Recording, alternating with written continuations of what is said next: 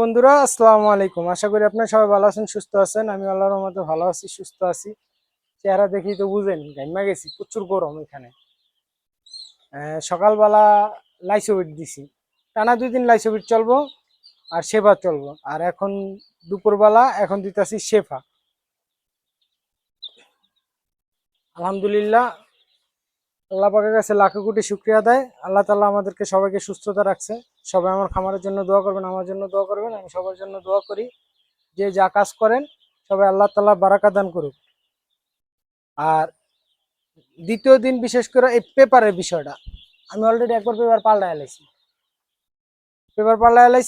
ওই যে পেপারগুলো দেখাও, ময়লা পেপারগুলো দেখাও, পেপার পাল্টাইছি। বিশেষ করে এটার দিকে বেশি আপনারা নজর দিবেন। পেপার ভিজা থাকলে মুরগির ঠান্ডাজনিত সমস্যা হয়। আর এ থেকে লিভারের সমস্যা, লিভার থেকে মনে করেন বিভিন্ন ধরনের রোগের সমস্যা, মুরগি হিট স্ট্রোক করে, ঠান্ডাজনিত সমস্যা থাকে।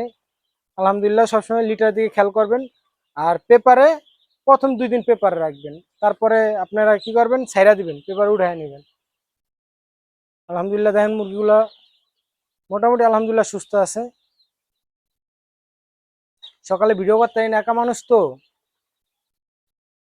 এখন আমার এক ভাই আছে, ভাই আসলে মনে করেন তার দ্বারা একটু ভিডিও করা হয়। পুরো ভিডিও দিতে পারি না। রাইতো সেবা থাকবো, টানা 2 দিন লাইসোবিট আর শেফা। যেমন কালকে আসার সাথে সাথে লাইসোবিট দিছি, রাইতে দিছি শেফা। আর আজকে সকালে দিছি হলো লাইসোবিট, আর দুপুরে হলো শেফা, রাইতে আবার দিব শেফা।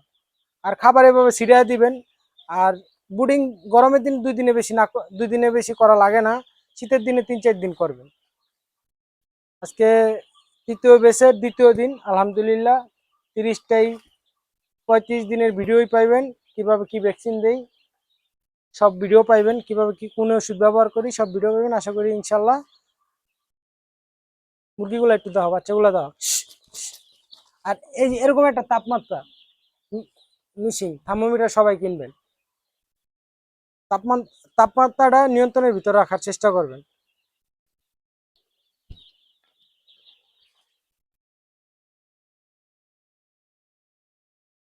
প্রিয় প্রান্তিক খামারি ভাই ও বোনেরা, যদি আমার ভিডিও ভালো লাগে থাকে আমার চ্যানেলটা সাবস্ক্রাইব করে দিবেন, লাইক কমেন্ট শেয়ার করে আমার পাশে থাকবেন। আজকে ভিডিও এই পর্যন্তই। সবাই ভালো থাকবেন, সুস্থ থাকবেন। আসসালামু আলাইকুম।